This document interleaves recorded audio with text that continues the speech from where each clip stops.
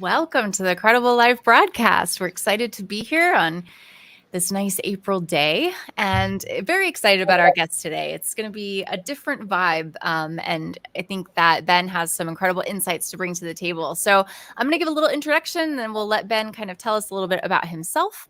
As you all know, I'm obviously joined by Brian Fitzpatrick, my esteemed CEO here at Qredible. And then Ben Owens is a hobby grower and a ghostwriter based in Colorado. He has spent over 10 years establishing a name for himself in the cannabis industry. He's one of the authors of the new book, Clean Growing, Integrated Pest Management for Growers. That's available on Amazon. He is also the founder of GrowHort, the cohort-based community for first-time growers. So Ben, welcome. I know there is more that you can tell us about yourself. So I'll let you say hey and do that. By the way, Ben, before you start, somebody said to me, "Oh, you're doing a podcast or a broadcast about ghosts," and I said, "What? What are you talking about?" And they said, this guy writes about ghosts. I'm like, no, it's a different kind of ghost writer. So man, that's like a whole different category. We can. Well, thank you for having me. Yeah, it's been a pleasure to talk to your team and get to know you guys on the back end of this. And I've been looking forward to our chat. And yeah, ghostwriting is definitely not about ghosts, although I'm sure that there are people out there that spend their days writing about ghosts. But my role as a ghostwriter is primarily to speak in the voice of my clients and help them take their knowledge and their lessons and their assets and articulate them in a way that they can either use them for keynotes or newsletters or social media or putting out books like Clean Growing, like Zach and I did. That's awesome. And so you're doing, what always interests me is like you're in the cannabis space as sort of a hobby grower, which is really interesting. So how have you seen that actually influence the work that you're doing on the writing side of the business? Absolutely. Yeah. It's honestly, it's a complete 180. It's been crazy to see the impact that growing has had on my professional trajectory. I've been, I graduated from Mizzou in 2013 with my bachelor's and have been doing some form of cannabis something ever since. I was writing for cannabis magazines. I was throwing events. I was working with clients, and across the space, ancillary and licensed. And when I started growing, it was like a whole new room opened up and I was able to speak in a different language that resonated with the clients that I was working with because it was their language. And on the same token, I was able to translate that to people who didn't speak that language in a way that they understood it. And so, my background being in advertising, I was in the Chicago ad scene. I freelance often for various agencies and work with them. Recently, that's been one of the things that I've been helping out with is helping these agencies that are starting to get these legitimate corporate cannabis clients, whether they're small and they just understand the value of doing things professionally, or whether they are these larger MSOs, they, as the agency, are not familiar with the topics. And so while they're really good at generating keyword lists and strategy and personas and things like that, the actual execution takes them a lot longer. There's a lot more heavy lifting involved because when somebody says, how do you grow cannabis from seed? They have to go research that. And it's not just something intuitive that if somebody was like, no, just tell me basically, like, how does it work? Like, it's not a natural thing for them. And in the same way, if you had a client that only spoke Spanish and was working in the Spanish market, you would need a translator. And so that's somewhat of the role that I'm acting as, is this grow translator, is someone who does actively grow, who makes their own extracts, who is fairly self-sufficient as far as my cannabis consumption. That's an asset as a writer because I understand the topic at a level that I can work more efficiently and also come across as that authentic grow voice that isn't trying to be a grower. It is someone who is a grower and speaks to other growers the way that growers talk to one another.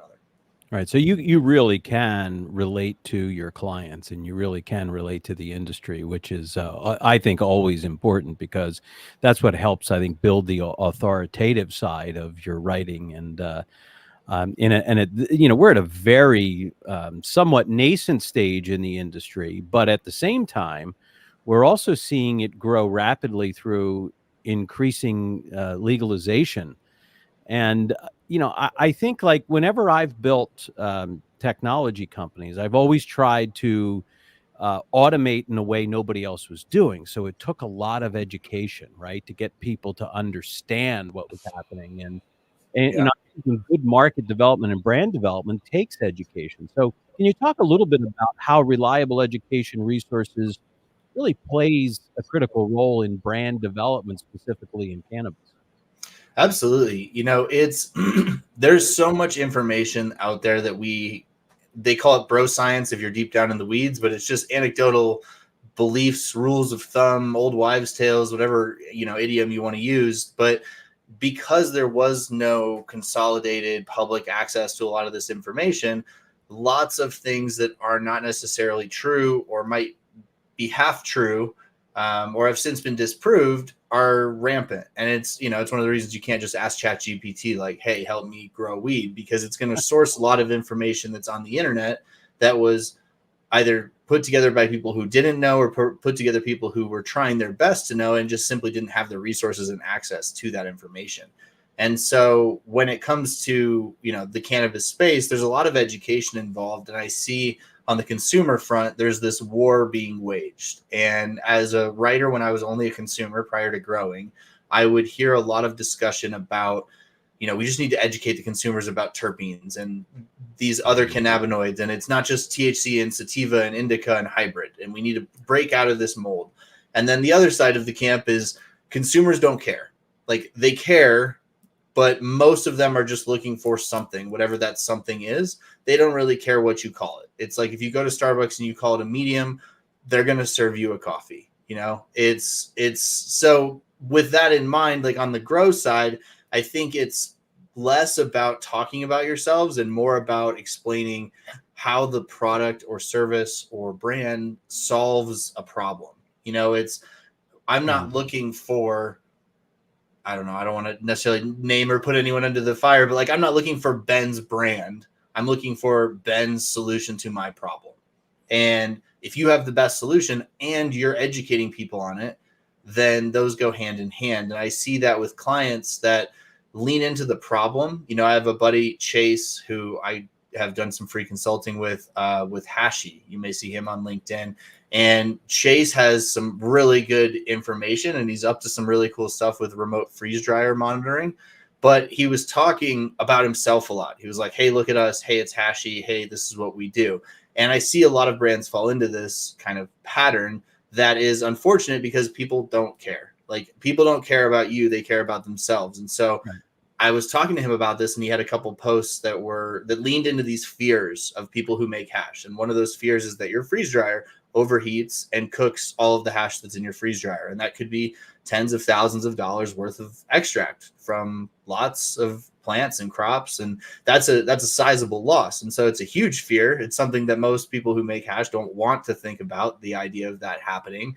But by leaning into that, if you start educating people about the fear of what happens if your freeze dryer fails, and you start leaning in and reminding them, these are all the things that happen, this is what could happen, all of a sudden people are like, okay, well, what's the solution? Like, what do you have? You obviously understand the problems that I'm facing and the fears that I have. How can you help me alleviate that? And I think that that's where the education side comes in, is like, it's not just, hey, look, we have this product, it has these main benefits, we're going to educate you on it.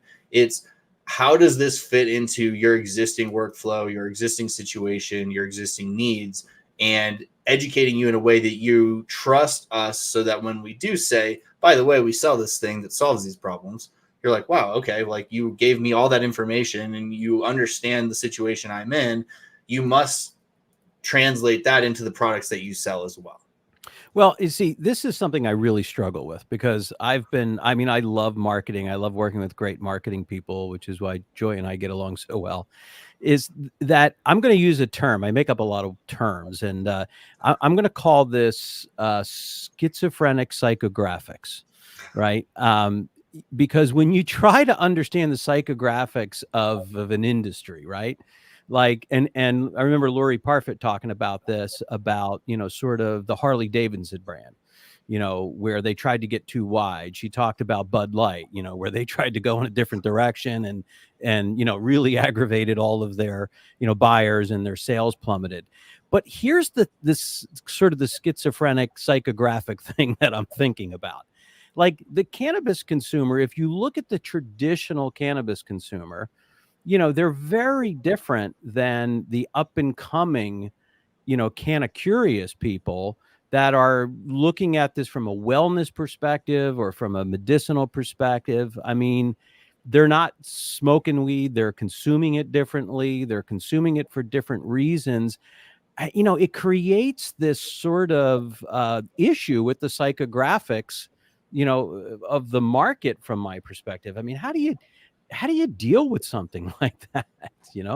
Yeah, I think what we're going to see is less of this siloed cannabis industry and more of this blending of existing industries that are using cannabis as an ingredient or an extension of their current product lines. We're seeing it in the wine industry with wine brands who are understanding that they're in the alcohol business and they're in the wine business, but really they're in the drink business.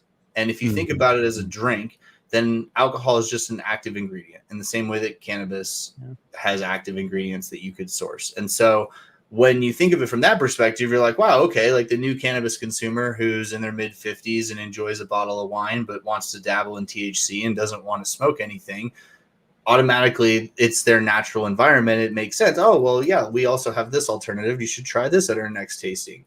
And there are people who are doing this already. California is experimenting with it, but I think that's a very radically different perception and marketing pitch than we have this cooler of weed drinks in the back of the dispensary. And, it's been proven that dispensaries don't trend towards consumer packaged goods. And outside of the dispensary, when we look at some of these hemp-derived THC products, they are able to capitalize on that alternative drink market. We see the Total Wine image that's become viral on LinkedIn, but the reality is that, like, when you're in Total Wine, you're in a beverage shopping mode. So you're thinking about buying beverages and you're consuming in that way, whatever you're consuming, caffeine or whether it's, any sort of liquor that you might have. And so when you walk into a dispensary, traditionally you think of something smokable. And that's not always the case, but it takes a lot of, like you said, like education to differentiate yourself. There was a dispensary in Colorado, in Denver, called Ganja Gourmet, and they were known for having every single edible on the market. Every single edible that was available in Colorado, you could get on their shelves. And that was their unique pitch. But otherwise, like, they still sold flour, they still sold pre-rolls, they still sold concentrates. It's just their branding was trying to lean heavy into edibles. And I don't know how successful it was for them, but those are things that I'm seeing is, like, you can't just launch a cannabis drink bar and sell drinks only. Like, it's probably going to flop right now.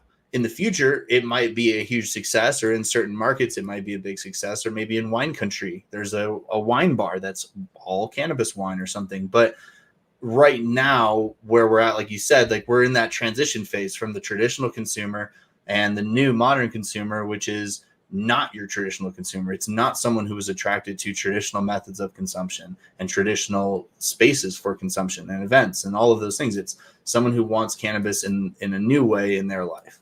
So that makes sense to me, because I think what you're saying is it's evolving. And I've heard others say, well, no, this is what it is.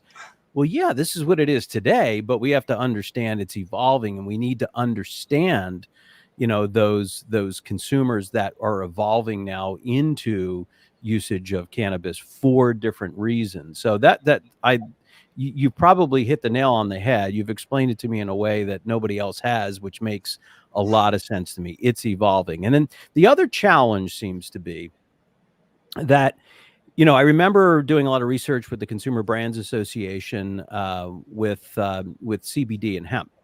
And there was this sort of information that they believed the bigger the company, the bigger the brand, the safer it was, because they knew that the FDA didn't regulate it. And it seems to be there's some of that a bit, that's as the consumer evolves, that we're going to see this challenge between the small versus larger cannabis brands that I think has a lot to do with, like, I know in Canada, there's a big problem with brand recognition and visibility because of the way that's regulated.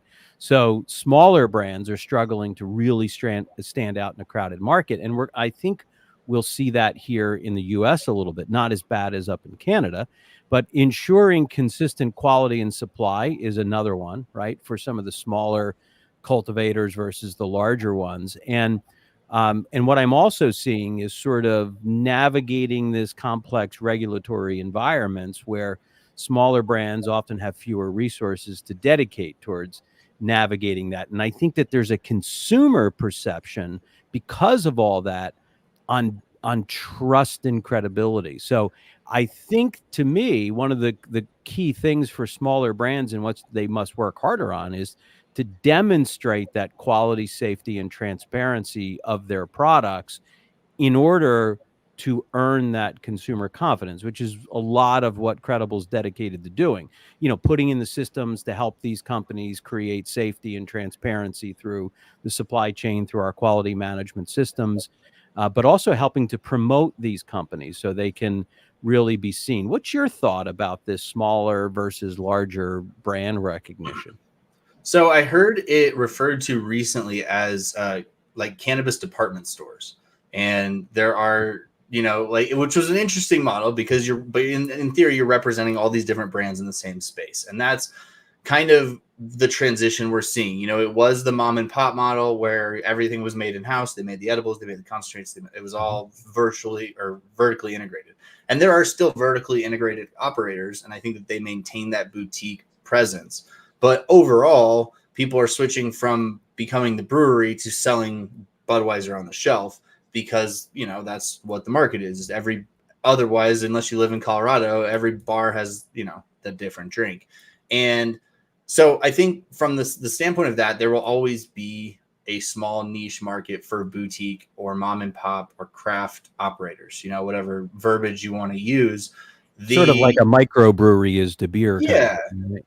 But then, like, that's a perfect example. You look at the craft beer scene, and craft beer was not as strong as it is now 15 years ago, 20 years ago. And so, it was pretty much Bud Light and Miller Lite on the shelf. And then you might have had 2 or 3 6-packs to choose from. And now it's probably 50-50, depending on what store you're in, or better than that. But it took time. Like, it took about 100 years since Prohibition for us to get to that point. So for us to have these expectations as cannabis consumers, like, they need to be managed in the sense of this is a transition. We're living in the transition of this happening. So it's not going to be legal the same way we envision other legal products overnight, and like, you look at tobacco, you still can't grow tobacco in most states. Tobacco is legal. And so you look at beer, and it took 80 years for all 50 states to have the right to homebrew. Again, like, we're doing a lot of this on an expedited curve with cannabis, like even the repeal of Prohibition, but it's still going to take time.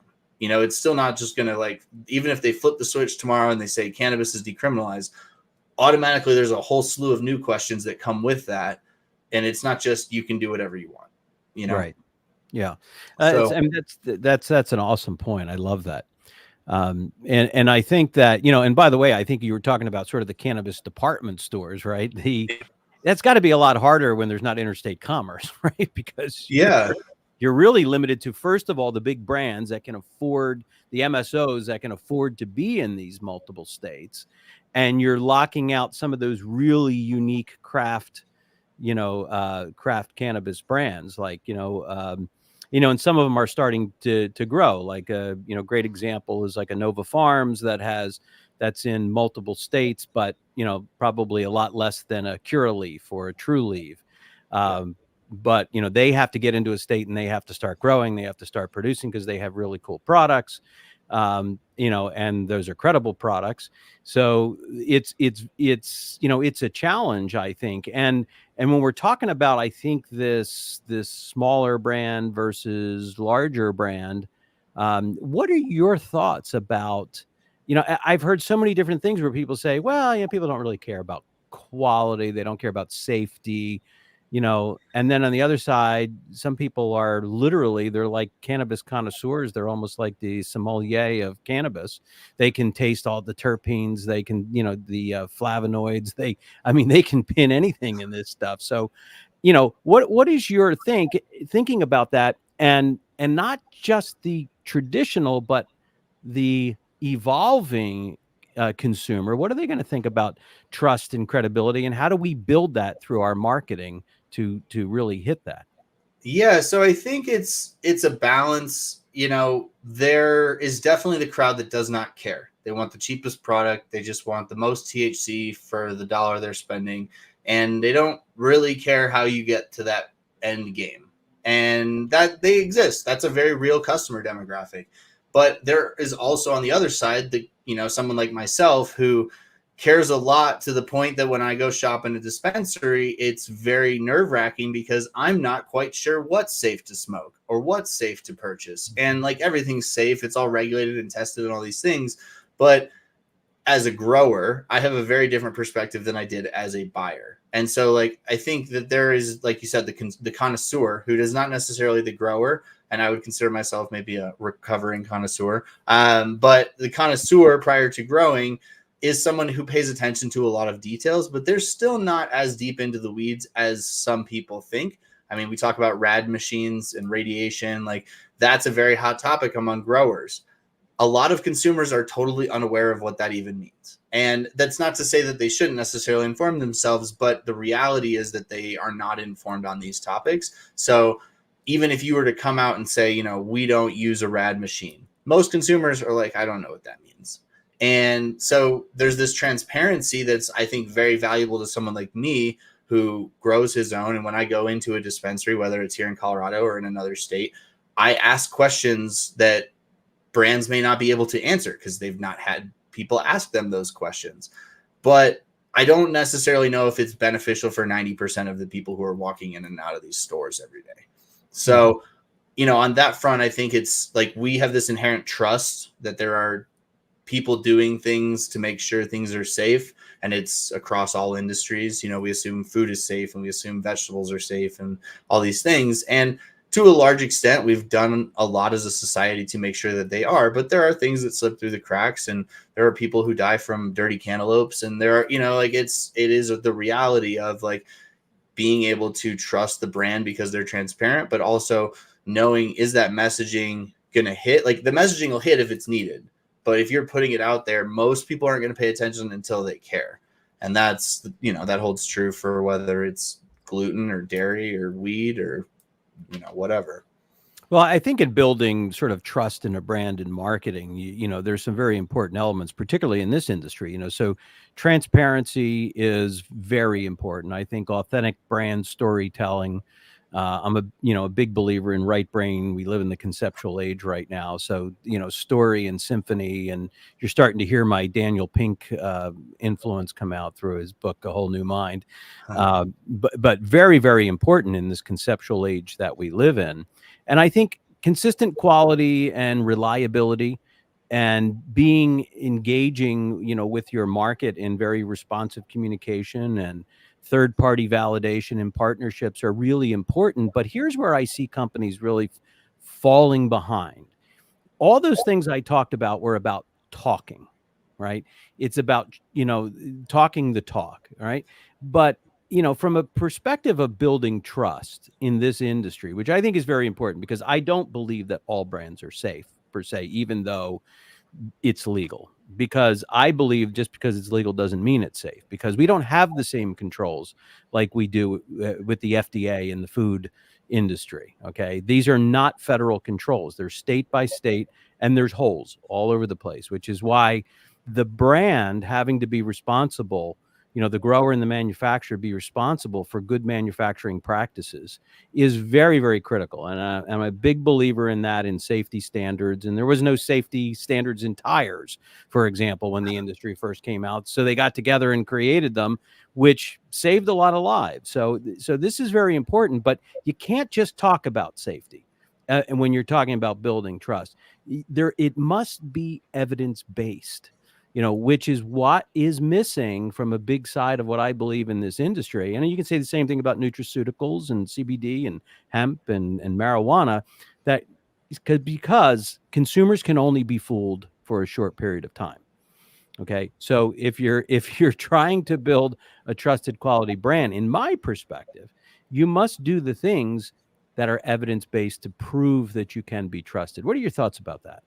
Yeah, I mean, I think one of the biggest metrics of whether you're successful at what you just said or not is what does your repeat business look like? Like, if you're really good at getting new customers, that's great, but do they come back? Once once you get them to buy something, or even if you get them into your store, do they, like, how are they satisfied enough with the product that they're, and the experience, that they're like, you know what, this was, I enjoyed that, I trusted them, they were helpful, whatever. Like, I think about my grandmother. Like, how would my grandmother describe the shop clerk at the post service? She always goes to that one because they always treat her right. Like, that's the ideal customer experience. And so if you can, just because you can get them in the door with a dollar joint, or a $40 ounce, or whatever the promo is, that's just your loss leader, if they're not coming back, there's something wrong there. And that's, that may be a mismatch in messaging, maybe it's a mismatch in the market, or, what have you. But I think that when it comes down to transparency being key, all I kept thinking about was the brands that I won't shop from here in Colorado. And, I'm not here to do a takedown list, but there are brands that are very popular, that are very widespread, that I personally won't shop from them, not because I necessarily know something is bad, but because they are not forthcoming about how they operate and what goes into their products. And so, like, they put out a polished front, they look like a great company. If you don't care about these kinds of things and work in the space, you're like, oh, I love their whatever. But for someone who does, the fact that you're not sharing certain information is more of a red flag than even a stated red flag or a known recall or something like that. Yeah, absolutely. I agree with you totally. Now, hey, let's talk about your book, right? Okay. Clean Growing, Integrated Pest Management for Growers. Tell me about this book. It sounds really cool. I have to admit I haven't read it, but I am going to. So talk to me about it. Yeah, it's so Zach Ricciardi is an IPM expert that I met through my work at the Ethos magazine when I was editor there. I would work with him on his articles, and he knew a lot about IPM. He knows a lot about IPM, and he spends a lot of time learning about it. He works for one of the big ag companies, BioSafe. They've been doing chemistry in ag space for a long time, and it's not something that people talk about in this space very often. Nobody wants to admit they have pests or problems or molds or whatever. And that's not just on the consumer front as a publicly traded company, or a company that's selling product, but even as a grower, you don't want to call your buddy and go, hey, hypothetically, if I had mold, what would I do? Not saying that I have mold, but it's this, you don't want to become known as the guy with the moldy grow. And there are these fears. And so Zach's really good at addressing them and providing tactical information for people. And during COVID, he stopped doing in-person events because we all had to stop doing them. And so he started doing these fireside chats on Instagram. And they were every Friday, and he would go into just one topic about IPM. He would tell you all about it, answer questions live.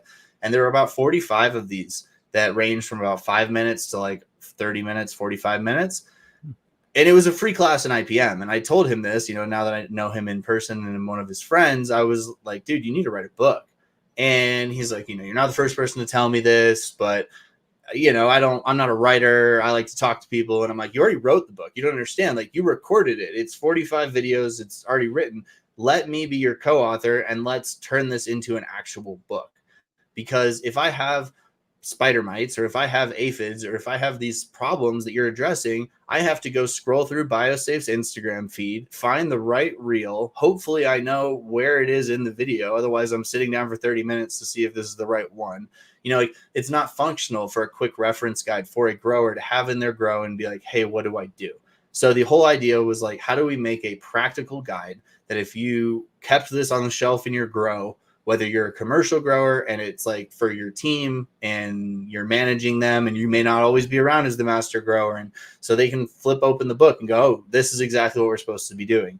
It also provides a full 5-day workflow. So it's like, if you are a commercial grower or a home grower who just wants somebody to tell you how to do this on a routine, it's like, Monday, do this. Tuesday, do this. Wednesday, do this. And it's like, here's the products you need to use. Here's the steps you need to take. Here's what you should be doing on a daily basis. Ounce of prevention is worth a pound of cure. And so, I'm definitely the writer in the picture, and Zach is the IPM expert. But through working together, I've learned a ton about IPM as well. It's impacted how I handle things as a hobby grower. I don't have the budgets and resources of a large commercial facility, but I can do things to impact my cleanliness and impact my proactivity that even if, something does pop up, it doesn't cost me my entire crop. So that is awesome. So important to have a clean grow. Yeah, and especially clean product. Nobody wants to smoke dirty weed or consume it in any form. Absolutely. I mean, I think that's really important. What are those other topics that you think need coverage? And just as we wrap up here, what are those key topics you think that need better coverage and attention in the space? So I think that there's this on the discussion of cleanliness. Even further down the rabbit hole is the microbiology side of this. Dr. Tess Idem, actually, she's on LinkedIn. I had the chance to talk to her. I've listened to her speak. She's an incredible source as well, because she'll say she's not a cannabis researcher. She's a microbiologist, and just happens to, there's crossover there. But I think that there's a lot of misunderstanding about things like total yeast and mold, and how there is a natural biome, and plants do naturally have spores and things like this that are in the growing environment. I mean, plants don't grow sterilely. Like, you can do it in a sterile environment, but naturally there are aspects of the plant. And so when you then translate that to regulations, I think that a lot of people believe or blame the operator, and sometimes that's totally fair. But other times it's a function of the regulations the operator has to play in. There are markets that don't allow any total yeast and mold, zero. So there's no way to achieve that without radiating the product, or without doing some sort of remediation to completely eliminate that source. Is that the fault of the operator that they have to be compliant? And I think that so there's nuances there. I think that would be an incredible topic. I also think that the discussion of people who are in this space and actively working against home growers is something we don't talk about enough. And some of the biggest operators are some of the biggest, collaborators, I guess would be the nicest way to say it, that are actively working against the home grow. And that's, again, something that you could dive into. We'd spend a whole episode on, but Canada went fully legal. They allowed home grow. Less than 10% of their consumers grow. They still have a very healthy supply of people who are buying product. And so I think those are key. I think extracts is always something that I'm a big fan of learning about. And so any sort of commercial discussion of extracts, I think, is great. There's, again, the balance of affordability, which is a real thing in the market, but there's also new techniques and trends that are coming on the market that are very prevalent on the gray market or the legacy market that are just starting to make their way into the legal market. And so those trends, I think, are important, especially if you're trying to attract the connoisseur, like you discussed. The connoisseur doesn't care where the product comes from. They want the best product. And so if you want to attract the connoisseur, you have to constantly be educating yourself on what is available on both sides of the market. What are people interested in? What is a thumbprint? Why do people keep spending hundreds of dollars on blue zushi rosin? Like, what is going on? I think those are the topics that keep you as a operator, as well as just a professional in this space. They keep you a step ahead. You got a lot to say, a lot of expertise. You gave us some great topics we need to follow up with you on and collaborate more. You're a great guest, Ben. Tell people how they can find you and learn more about the work you're doing. Thank you, Brian. It's been a pleasure. You can find me on LinkedIn as Cannabinoid with an E, Cannabinoid. And I'm on Instagram and Twitter under the same name. You can sign up for my newsletter. I do free weekly homegrown news, as well as deep dives, and kind of cover the full gamut of my perspective from a hobby grower. That's at thehobbygrow.com. You can learn to grow with me at growhort.co. You can buy Clean Growing on Amazon. And if you want to learn to make hash at home, I did drop a free 7-day crash course on that at hobbyhash.com. Cannabinoid. Love it. Yeah. Thanks so much for joining us, Ben. We have a break next week for 420. And I'll be actually reporting from the road a little bit with the incredible adventures of Clark. May actually return next week. So thanks, everybody. And we'll see you a week from next Friday. All right. Thanks, Brian. Thanks, Ben.